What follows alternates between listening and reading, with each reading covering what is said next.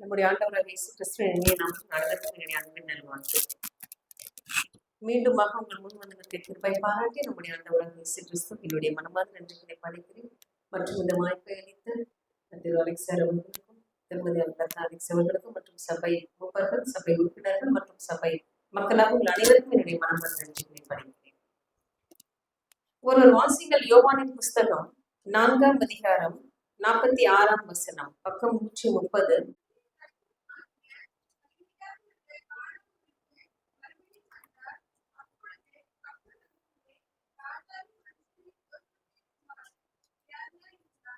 நாம் தலைகளை தாழ்த்தி கண்களை மூடி ஜெபம் செய்வோம். எங்களை மிகவும் அதிகமாக நேசிக்கிறீர்கள் அன்பின் பரலோக தகப்பனே, அப்பா இந்த நல்ல காலை வேலைக்காக சொல்றோம். ஆண்டவரை நாங்கள் உங்களுடைய பிள்ளைகளாக ஆண்டவரை நம்முடைய சமூகத்தில் வந்து காத்திருக்கிறோம். ஆதியிலே வார்த்தை இருந்தது, அந்த வார்த்தை தேவனிடத்தில் இருந்தது, அந்த வார்த்தை தேவனாய் இருந்தது என்று சொன்னீரே சுவாமி. அப்படி வார்த்தையாய் எங்கள் மத்தியில் இறங்கி வாழும் சுவாமி. அப்பா நீ பேசும் நாங்கள் கேட்கிறோம், உங்களுடைய வார்த்தையை சத்தியம் சுவாமி. ஆமென். கர்த்தருக்குள் அன்பானவர்களே, இந்த யோவான் எழுதின புஸ்தகம் யார் எழுதுனது என்று நம்ம அனைவருக்குமே தெரியும். அது அப்போஸ்தலனாகிய யோவான் எழுதின புஸ்தகம் தான். இவர் எப்போது இதை எழுதுகிறார் என்றால் கிறிஸ்துவுக்கு அதாவது கிபி 70ஆம் ஆண்டுக்கு முன்பு எழுதப்பட்டது. இந்த புக்கினுடைய திறவுகோல், இந்த புஸ்தகத்துடைய திறவுகோல் வசனம் வந்து ஒரு 3 வசனம் கொடுத்திருக்காங்க. என்னென்றால் 1ஆம் அதிகாரம் 14ஆம் வசனம் அது சொல்லப்பட்டிருக்கிறது, அந்த வார்த்தை மாம்சமாகி கிருபையினாலும் சத்தியத்தினாலும் நிறைந்தவராய் நமக்குள்ளே வாசம் பண்ணினார், அவருடைய மகிமையை கண்டோம், அது பிதாவுக்கு ஒரே பேரானவருடைய மகிமைக்கு ஏற்ற மகிமையா இருந்தது. இந்த திறவுகோல் வசனம் நமக்கு எதை குறிப்பிடுகிறது என்றால் இரண்டுமே, அதாவது கர்த்தர் அந்த வார்த்தை மாம்சமாகி, வார்த்தையாக இருந்த கர்த்தர் மாம்சமாய் இந்த உலகத்துக்கு வருகிறார். இருவரும் ஒன்று என்பதை இங்கு சுட்டி காட்டுகிறதா இந்த வசனம். அதுதான் அந்த யோவான் 1ஆம் அதிகாரம் 1ஆம் வசனம், ஆதியிலே வார்த்தை இருந்தது, அந்த வார்த்தை தேவனாய் இருந்தது, அந்த வார்த்தை இருந்தது, அந்த வார்த்தை தேவனாய் இருந்தது என்று சொல்லப்பட்டிருக்கிறது. இப்ப இருவரும் ஒன்று என்று சொல்லப்படுகிறதா இந்த யோவான் சொல்லப்பட்டிருக்கிறது.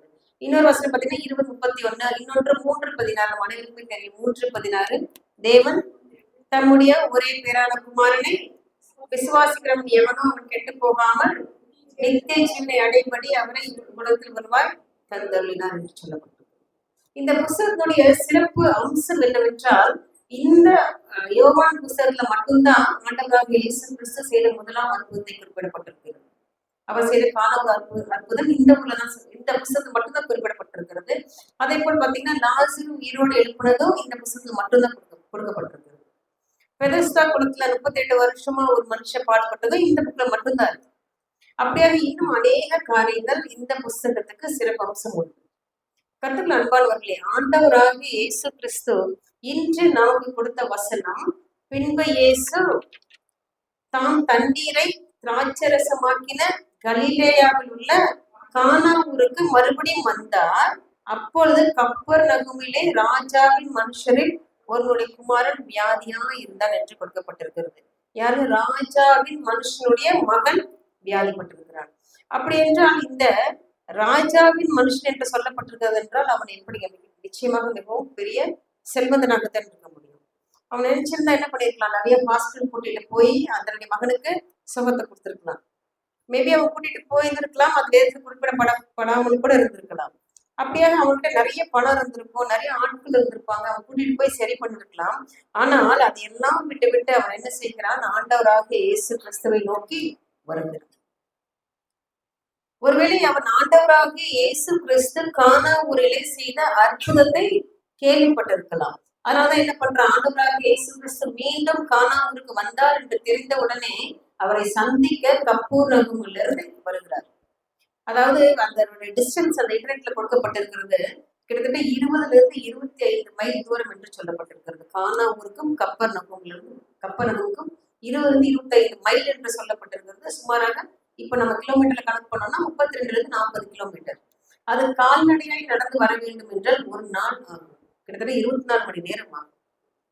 கர்த்தருக்குள் அன்பானவர்களே, தன்னுடைய மகனின் விடுதலைக்காக அந்த மனுஷன் பாருங்க, ராஜாவின் மனுஷன் எவ்வளவு தூரம் பிரயாணப்பட்டு வருகிறார். அப்படியாக நமக்கும் விடுதலை வேண்டும் என்றால், நம்முடைய வியாதியிலிருந்து, நம்முடைய தோல்வியிலிருந்து, நம்முடைய துக்கத்திலிருந்து, பிரச்சனை கஷ்டத்திலிருந்து, எல்லா விதமான வியாக்குலத்திலிருந்து நமக்கும் விடுதலை வேண்டும் என்றால் நாமும் நோக்கி பார்க்க வேண்டிய ஒருவர் இருக்கிறார் என்றால் அது நம்முடைய ஆண்டவராகிய இயேசு கிறிஸ்து. சத்தமா அல்லேலூயா சொல்லாமா? நான் சத்தமா சொல்றேன். எங்க சர்ச்சில் சொன்ன எல்லாம் சத்தமே வராது. ஐயோ 3 தடவை கேட்பாரு, சத்தம் கேட்கல. அப்படியாக நமக்கும் விடுதலை வேண்டும் என்றால் நாம் நோக்கி பார்க்க வேண்டிய ஒருவர் இருக்கிறார் என்றால் நம்முடைய ஆண்டவராக இயேசு கிறிஸ்து. அதைத்தான் இந்த மனிதன் செய்யணும். அப்படி நாம் ஆண்டவரை நோக்கி பார்த்து நமக்கு வேண்டிய காரியங்களை நாம் பெற்றுக்கொள்ள வேண்டும் என்றால் ஒரு 3 காரியங்கள் நாம் நம்முடைய வாழ்க்கையில் செய்யும் பொழுது நாம் அதை பெற்றுக்கொள்ள முடியும். எப்படி இந்த ராஜாவின் மனுஷன் தன்னுடைய மகனுக்காக விடுதலை பெற்றுக் கொண்டாரோ அதே போல் நாமும் ஒரு 3 காரியங்களை செய்யும் பொழுது அந்த விடுதலை நாமும் பெற்றுக்கொள்ள முடியும். முதலாவதாக நாம் பெற்றுக்கொள்ள வேண்டிய ஒரு காரியம் அடுத்த வசனம் வாசிக்க, யோவான் 4:47 வாசிங்க.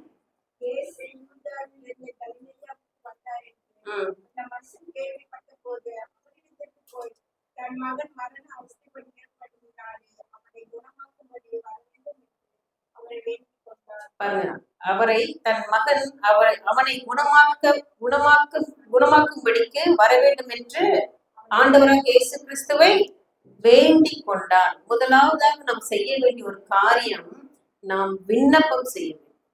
அதுதான் இந்த வசனம் சொல்லுகிறது. யோவான் 4:47 இயேசு யூதேயாவிலிருந்து கலிலேயாவிற்கு வந்தார் என்று அந்த மனுஷன் கேள்விப்பட்ட பொழுது அவரிடத்திற்கு போய் தன் மகன் மரண அவஸ்தையாய் இருந்தபடியினாலே அவனை குணமாக்கும்படிக்கு வர வேண்டும் என்று அவரை வேண்டிக் கொண்டான். நாம் செய்ய வேண்டிய முதலாவது செய்ய வேண்டிய ஒரு காரியம் விண்ணப்பம். நாமும் இந்த மனுஷனை போல ஆண்டவராக இயேசு கிறிஸ்துவில் வேண்டிக் கொள்ளும் பொழுது, ஜெபிக்கும் பொழுது, கேட்கும் பொழுது விடுதலை பெற்றுக்கொள்ள முடியும். என்ன பிரச்சனை நமக்குள்ள இருக்கலாம், நாம் அந்த பிரச்சனையிலிருந்து விடுதலை பெற்றுக்கொள்ள முடியும். நாம் எப்பொழுதுமே பாருங்க, ஒரு முக்கியமான விஷயம் இந்த வசனம் கற்றுக் கொடுக்கிறது. நாம் எப்பொழுதுமே நம்முடைய பிள்ளைகளுக்காக ஜெபிக்க நம்ம அழைக்கப்படுகிறோம். நம்ம நிச்சயமா ஜெபிப்போம், ஜெபிக்காம இருக்க மாட்டோம். நம்ம பிள்ளைகளுக்கு ஏதாவது பிரச்சனை வந்துச்சு உடனே நம்ம என்ன செய்வோம், ஆண்டவரே என் உயிரை கூட எடுத்துக்கோங்க, என் பிள்ளை உயிரை முற்றுங்க, அப்பதான் நம்ம ஜெபிப்போம். ஆனாலும் நம்முடைய ஜெபம் எப்படி இருக்க வேண்டும் தெரியுங்களா? இந்த உலகத்தில் 2 விஷயங்கள் உண்டு. ஒன்று நன்மை, அப்படின்ற இன்னொன்று தீமை. நம்ம பிள்ளைங்க நல்லாதான் போயிட்டு இருப்பாங்க, நம்மளும் நல்லாதான் போயிட்டு இருப்போம். ஆனால் தீமை நம்மை நோக்கி வந்து கொண்டே இருக்கும், பிள்ளைகளை நோக்கி பயணித்துக் கொண்டேதான் இருக்கும். நன்மை தீமை சொல்லி வளர்க்க நம்ம அழைக்கப்படுது. இப்போ ஒரு குழந்தை ஹாஸ்டல்ல தங்கி படிக்குது அப்படின்னா அந்த குழந்தைக்கு நம்ம இங்க இருந்து நம்ம என்ன ஜெபம் பண்ணுவோம், பிள்ளை நல்லா இருக்கணும், நல்லா படிக்கணும், நல்லபடியா சாப்பிடணும், உடல் சுகமா இருக்கணும், குணமா இருக்கணும், அப்படிதான் ஜெபம் பண்ணுவோம். ஆனால் தன்னுடைய பிள்ளைக்கு என்னென்ன தீமைகள் வரும் என்பதை நம்ம அறிந்து நல்ல ஒரு ஃப்ரெண்ட்ஸ் கிடைக்கணும், அவங்களுக்கு போகும் பொழுதும் வரும் பொழுதும் அவங்களுக்கு நல்ல ஒரு டிராவல் இருக்கணும், சீனியர்ஸ் கிட்ட தயவு கிடைக்கணும், வேலை செய்யற இடத்துல என்ன கிடைக்கணும், அவங்களுக்கு தயவு கிடைக்கணும், எல்லாவற்றையும் நம்ம யோசித்து ஜெபிக்கிற மாதிரி. அதைதான் ஆண்டவர் இங்கே கற்றுக் கொடுக்கிறார். நாம் நம்முடைய பிள்ளைகளுக்காக ஜெபிக்கும் பொழுது நாம் செய்ய வேண்டிய ஒரே காரியம் அது மட்டும்தான். நம்ம பிள்ளைகளுக்காக ஜெபித்துக் கொண்டே இருக்க வேண்டியதான், விண்ணப்பித்துக் கொண்டே இருக்க வேண்டியதான், அப்ளிகேஷன் போட்டுக்கிட்டே இருக்க வேண்டியதான். அதான் ஆண்டவர் எதிர்பார்க்கிறார். அதற்கு வசனம் கற்றுக் கொடுக்கிறது. அப்படி நாம் செய்து கொண்டே இருப்போம் என்றால் நம் பிள்ளைகளுக்கு எந்த ஒரு ஆபத்தும் வராது. பாருங்க, நேற்று 2 நாள் முன்னாடி சூழல நடந்த ஒரு சம்பவம். 10 வயது சிறுமி, யாருமே தப்பு பண்ணல, கூட பக்கத்து வீட்டுல இருந்த ஒரு 33 வயது ஒரு மனிதர் கூட்டிட்டு போயிருக்கு. அப்ப அந்த பிள்ளைகிட்ட ஒருவேளை அவங்க அம்மா அப்பா சொல்லி கொடுத்துருந்தாங்கன்னா, யாரா இருந்தாலும் ஜென்ஸ் கூப்பிட்டா போகக்கூடாதுன்னு சொல்லி கொடுத்துருந்தாங்கன்னா ஒருவேளை இந்த பிள்ளையாக்கு காப்பாற்றப்பட்டிருக்கலாம். அவங்க பாருங்க, கொன்றே போட்டு விட்டார்கள் அந்த பிள்ளைங்க. நாம் நம்முடைய பிள்ளைகளுக்கு தீமை நன்மை சொல்லி தரவோ இல்லையோ, தீமை எதுவென்று சொல்லிக் கொடுக்க நம்ம அழைக்கப்படுது. ஒரு வாசிகள் 2 புஸ்தகம் 32ஆம் அதிகாரம் 24ஆம் வசனம், பக்கம் 582, பழைய ஏற்பாடு.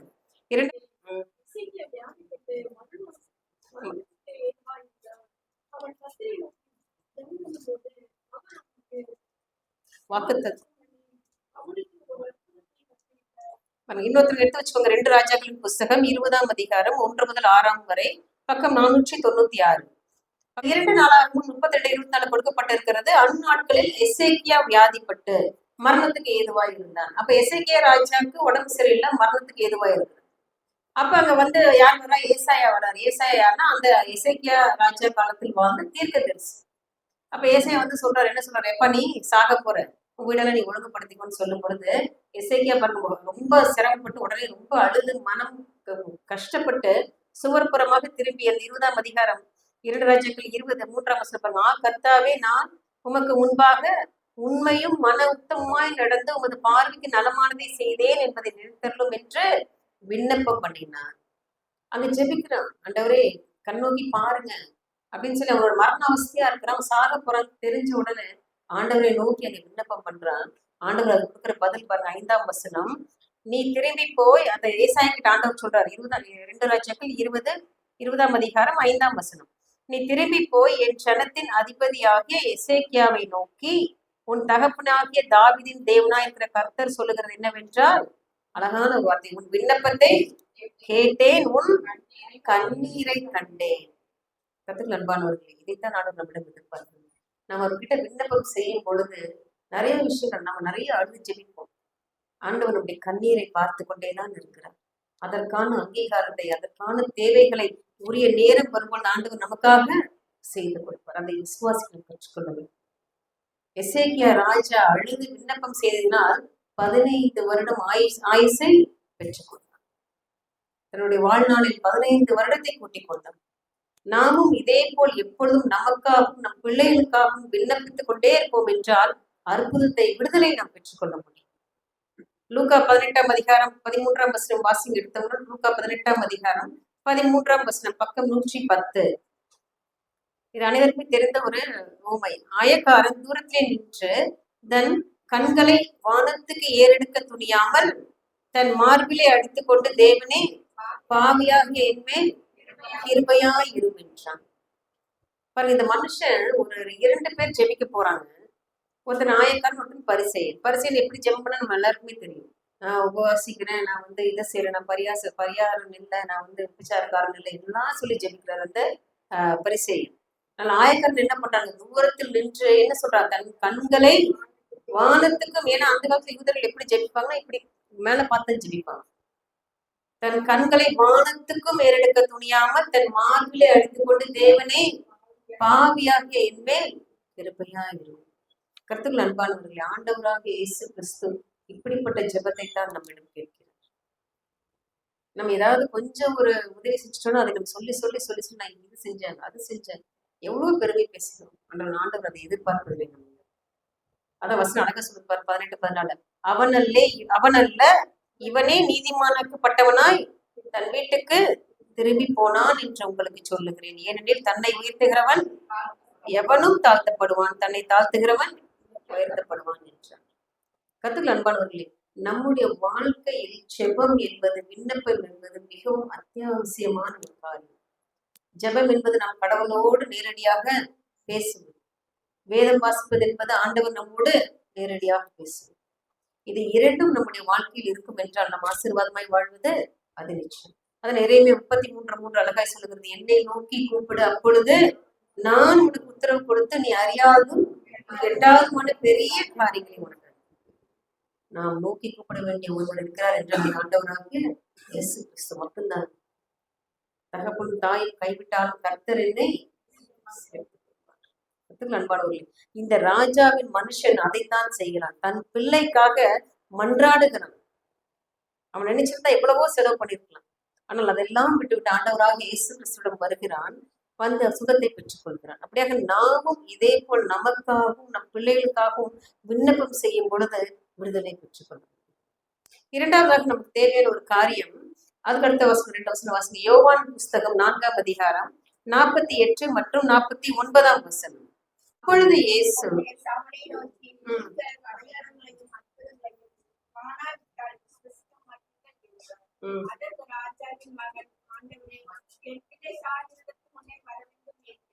இந்த வசனம் இதுல என்ன சொல்லப்பட்டிருக்கிறது என்றால், ஆண்டவர்கிட்ட வந்து அவன் கேட்கும் பொழுது ஆண்டவர் பதில் கொடுக்கிறார். என்ன கொடுக்கிறார் என்றால், அப்பொழுது இயேசு அவனை நோக்கி, நீங்கள் அடையாளங்களையும் அற்புதங்களையும் காணாவிட்டால் விசுவாசிக்க மாட்டீர்கள்னு சொல்லிட்டு சொல்லும் பொழுது அதுக்கு மனுஷன் திருப்பி என்ன சொல்றாரு பாருங்க. அதுக்கு ராஜாவின் மனுஷன், ஆண்டவரே என் பிள்ளை சாகிறதுக்கு முன்னே வர வேண்டும் என்றான். நமக்கு இரண்டாவதாக தேவையான ஒரு காரியம் விடாமுயற்சி. முதல் நமக்கு தேவை விண்ணப்பம், இரண்டாவது விடாமுயற்சி. ஏன்னா இங்க பாத்தீங்கன்னா ஆண்டவர் இயேசு கிறிஸ்து அவனை திட்டுறாரு. என்ன சொல்லி திட்டுறாரு, நீங்க அடையாளங்களையும் அற்புதங்களையும் காணாவிட்டா விசுவாசப்பட்டு சொல்லி திட்டுறாரு. அப்ப கூட இந்த மனுஷன் என்ன பண்ணலைங்க, திட்டம்னா உண்மையா பதில் கொடுக்காம என்ன சொல்றாரு, ஆண்டவரே என் பிள்ளை சாகிறதுக்கு முன்னே வர வேண்டும். விடாமுயற்சியாங்க. ஏன்னா தன் பிள்ளைக்கு ஜீவன் வேண்டும். அவங்க விடாமுயற்சியோட நிக்கிறாங்க. நாமும் இதே போல் இந்த ராஜாவின் மனுஷனை போல பொறுமையாய் விடாமுயற்சியோடு கேட்போம் என்றால் நாம் பெற்றுக்கொள்வது அது நிச்சயம். அதைத்தான் ஆண்டவர் இங்கே எதிர்பார்க்கிறார். இப்படிப்பட்ட பொறுமையோடு கூடிய விடாமுயற்சி நமக்கும் இருக்கும் என்றால் நாமும் நமக்கும் நம்முடைய பிள்ளைகளுக்கும் விடுதலை பெற்றுக் கொள்ள முடியும். எப்பேற்பட்ட பிரச்சனையாக இருந்தாலும் சரி. ஒரு வாசிங்கள் லூக்காவின் புஸ்தகம் அதே 110வது பக்கம் 18ஆம் அதிகாரம் 3ஆம் வசனம்.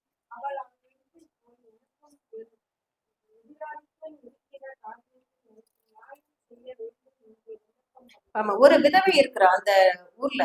அவ என்ன பண்றா, ஒரு நியாயாதிபதி கிட்ட போய் கேக்குற, ஆண்டவர் அவர்கிட்ட போய், அப்பா எனக்கும் என்னுடைய எதிராளிக்கிற பிரச்சனையை எனக்கு சரி பண்ணி கொடுங்கன்னு சொல்லி கேட்கும் பொழுது அந்த அந்த ஒரு பட்டணத்தை வந்து பாருங்க, வசனம் சொல்லப்பட்டது 18ஆம் அதிகாரம் 2ஆம் வசனம். ஒரு பட்டணத்திலே ஒரு நியாயாதிபதி இருந்தான். அவன் தேவனுக்கு பயப்படாதவனும் மனுஷரை மதியாதவனுமாய் இருந்தான். அவன் தேவனுக்கும் பயப்படல, மனுஷனையும் மதிக்கல.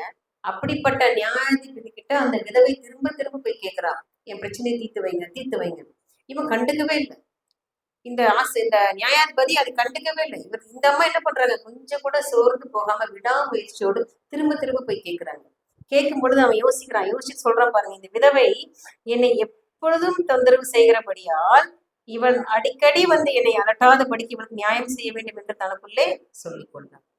திரும்ப திரும்ப போய் கேட்டதுனால அந்த நியாயாதிபதி என்ன சொல்றாங்க நினைக்கிறான், அடடா இவ திரும்ப திரும்ப வந்து கேட்கிறாளே, சரி நம்ம செஞ்சு கொடுத்துருவோம் என்று அவன் யோசிக்கிறான். இதுதான் விடாமுயற்சி. இதனால நம்மளுக்கு எதிர்பார்க்கிறார். அதற்காக இப்ப நமக்கு கிடைச்ச இது பாருங்க, அந்தபடியே தேவன் தம்மை நோக்கி இரவும் பகலும் கூப்பிடுகிறவர்களாகிய தம்மால் தெரிந்து கொள்ளப்பட்டவர்களின் விஷயத்தில் நீடி பொறுமை உள்ளவர்களாய் இருந்த அவர்களுக்கு நியாயம் செய்யாதிருப்பாரோ. நாமும் இப்படியாக விடாமுயற்சியோடு ஆண்டவர்கிட்ட திரும்ப திரும்ப கேட்போம் என்றால் நமக்கு ஆண்டவர் நியாயம் செய்யாமல் இருப்பாரா? நிச்சயமாக செய்வார். ஒரு அழகிய சொல்லாம சத்தமா? அதைத்தான் ஆண்டவர் இங்கே நம்மிடம் சொல்லிக் கொடுக்கிறார். நம் விடாமுயற்சியோட நம்ம ஒரு விஷயத்தை ஆண்டவர்கிட்ட கேட்டுறோம், உடனே அதை மறந்து போய் விடாதபடி திரும்ப திரும்ப ஆண்டவர் எனக்கு இது வேண்டும் என்று கேட்போம் என்றால் ஆண்டவர் அதை நமக்கு நிச்சயமாய் அங்கே செய்து கொடுப்பார். அதைத்தான் நீங்க ராஜாவின் மனுஷனுக்கு செய்கிறார். ரோமர் 12ஆம் அதிகாரம் 12ஆம் வசனம் சொல்லுகிறது, நம்பிக்கையிலே சந்தோஷமாய் இருங்கள், உபத்திரவத்திலே பொறுமையா இருங்கள். நமக்கு ஒரு விஷயம் கிடைக்கலன்னா அதை நம்ம விட்டு விடாதபடி பொறுமையை காத்துக்கொள்ள நம்ம அழைக்கப்படும். பெருமை உள்ளவனை பார்க்கிலும் பொறுமை உள்ளவன் உத்தமன். நாம் பொறுமையாய் வாழ நம்ம அழைக்கப்படுகிறோம். பெருஸ்தா குளத்துல பாத்தீங்கன்னா அந்த மனுஷன் 38 வருஷமா கஷ்டப்படுறாங்க. அவங்களும் தண்ணிக்குள்ள போகவே முடியும். யார் முதல்ல தண்ணிக்குள்ள இறங்குறாங்களோ அப்பொழுது தேவதூதர்கள் வந்து தண்ணி கலந்து விடும் பொழுது யார் முதல்ல இறங்குறாங்களோ அவங்க சுகம் கிடைக்கும். இந்த மனிதன் 38 வருஷமா கஷ்டப்படுறாரு. அப்ப ஆண்டவராக இயேசு கிறிஸ்து வந்து பாக்குறாரு. பார்த்துட்டு உனக்கு சுகமாக வேண்டுமான்னு கேட்கும்போது என்ன பண்றாங்க, அதெல்லாம் சொல்றாங்க. அப்ப ஆண்டவர் ஒண்ணுமே சொல்றோம், இயேசு அவனை நோக்கி எழுந்திரு, உன் படுக்கையை எடுத்துக்கொண்டு நடு. உங்களையும் என்னை பார்த்தாலும் சொல்றோம். நாம் திரும்ப திரும்ப அவரிடத்தில் கேட்டுக்கொண்டே இருப்போம் என்றால் ஆண்டவர் என்னுடைய வியாதிக்கு சுகம் வேண்டும், என்னுடைய கஷ்டத்திற்கு பிரச்சனைகளுக்கு தீர்வு வேண்டும் என்று நாம் திரும்ப திரும்ப கேட்டுக்கொண்டே இருப்போம் என்றால் நாம் பெற்றுக்கொள்வது அது நிச்சயம். ஆண்டவர் இதைத்தான் சொல்லுவாங்க, படுக்கையை எடுத்துக்கொண்டு நடு. மத்தேயு 15:22.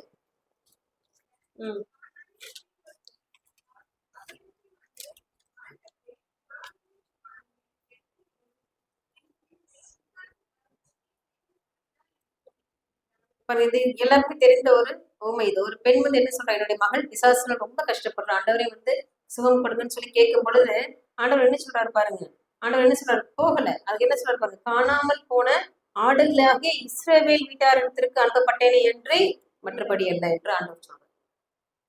அப்ப சொல்லும் போது இந்த பெண்ணு திரும்பி போகல, என்னடா ஆண்டவர் சொல்றாரு அப்படின்னு சொல்லிட்டு இவங்க திரும்பி போகல. கானானிய ஸ்திரீ, ஏன்னா இவங்களெல்லாம் யூத மக்கள் சேர்த்துக்க மாட்டாங்க. அப்ப ஆண்டவர் சொல்றாரு, யூதருக்கு இஸ்ரவேலுக்காக தான் நான் வந்து உங்களுக்காக வரலன்னு சொல்லி ஆண்டவர் சொல்லும் பொழுது இந்த பெண் என்ன பண்றா, மீண்டும் மீண்டும் போறா.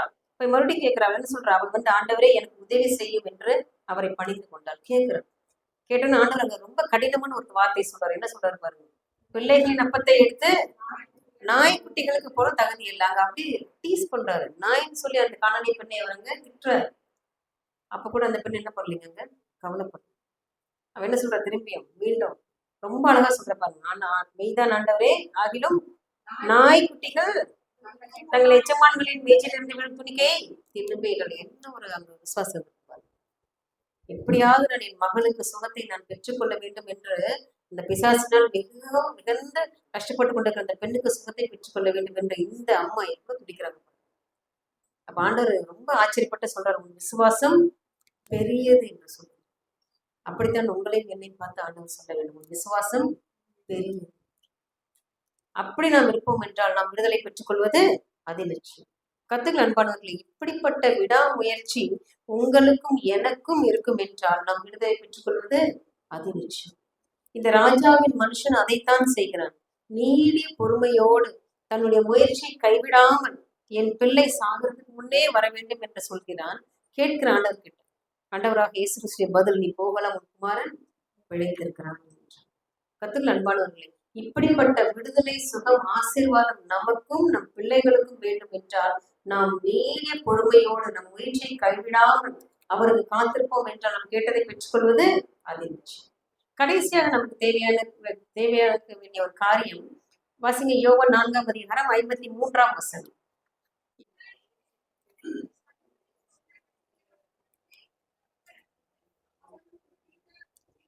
வீட்டார் அனைவரும் விசுவாசித்தார்கள். உன் குமாரன் பிழைத்திருக்கிறான் என்று இயேசு தன்னுடனே சொன்ன மணி நேரம் அதுவே என்று தகப்பன் அறிந்து அவனும் அவன் வீட்டார் அனைவரும் விசுவாசித்தார்கள். கடைசியாக நமக்கு தேவையான ஒரு காரியம் விசுவாசம். முதல்ல நம்ம விண்ணப்பம் பண்ணிடுறோம், விடாமுயற்சியோடு கேட்டுக்கிட்டே இருக்கிறோம். ஆனா இதெல்லாம் கிடைக்கும் என்று நம்ம செய்ய வேண்டிய ஒரு காரியம் என்னங்க? நிச்சயமா நமக்கு தேவையான ஒரு காரியம் விசுவாசம். ஏன்னா இந்த மனுஷன் ஆண்டவர் சொல்றாரு, மகன் பிழைத்திருக்கிறான்னு போன்னு சொல்லிட்டோன்னே இவர் திரும்பி வரும் பொழுது அந்த அவருடைய ஊழியக்காரர்கள் ஓடி வந்து சொல்றாங்க, உன் மகன் பழிச்சுக்கிட்டானோன்னு. அவர் என்ன டைம் அப்படின்னு கேட்கிறாரு. 7ஆம் மணி நேரத்துல பழிச்சிட்டான்னு சொல்லும் பொழுது அப்பதான் அவர் யோசிச்சு பாக்குறான், ஆண்டவர் சொன்ன அதே நேரமும் இந்த நேரமும் ஒரே நேரமா இருக்கு. அப்ப அவன் மட்டும் விசுவாசிக்கல, அவனும் அவன் வீட்டார் அனைவரும் விசுவாசித்தார்.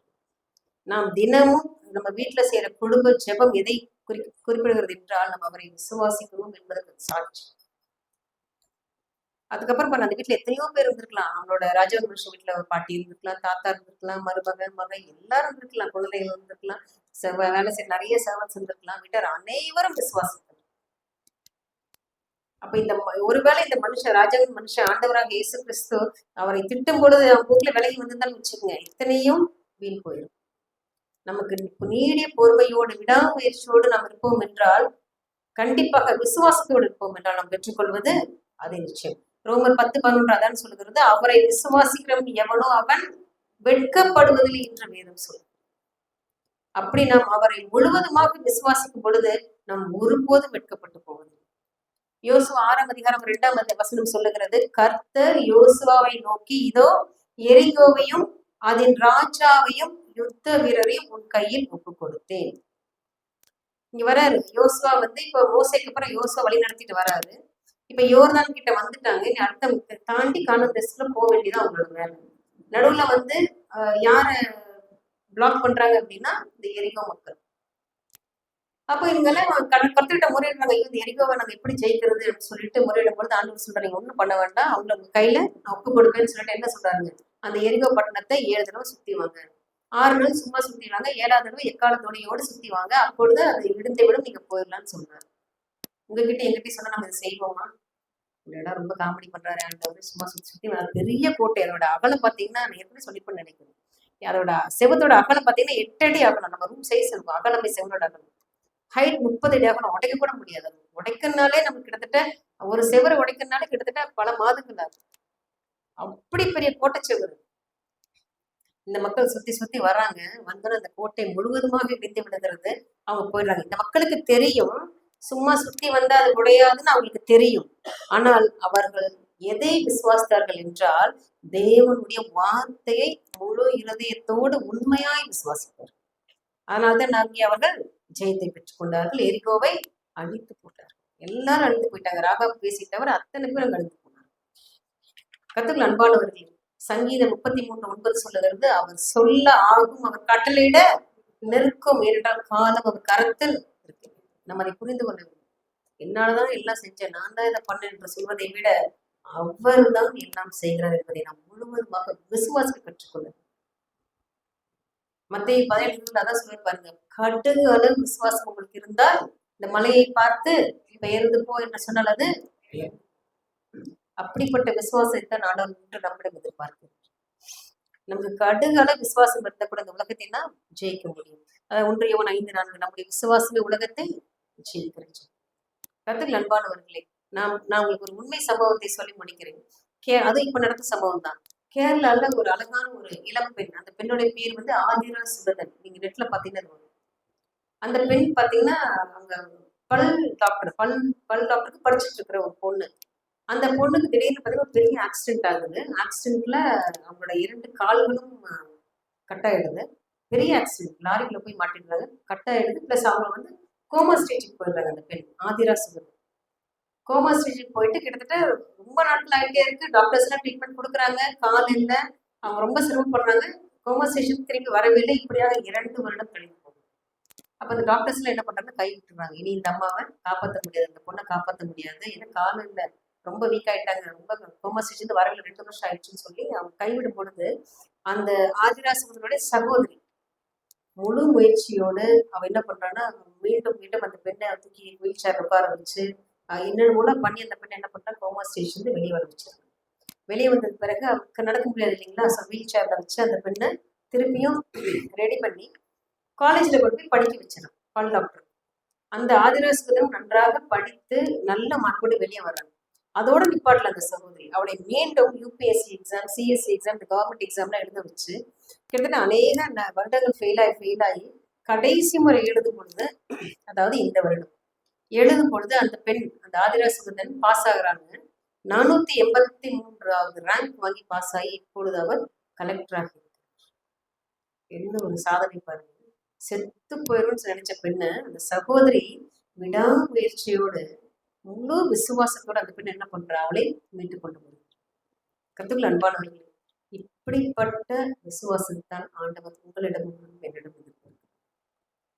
அப்படியாக ஆண்டவராக இயேசு கிறிஸ்து இன்று நமக்கு கொடுத்த வசனத்தின்படி நாம் அவரிடத்தில் விண்ணப்பம் செய்வோம் என்றால், விண்ணப்பம் செஞ்சுட்டு அதோடு நிப்பாட்டிடக்கூடாது.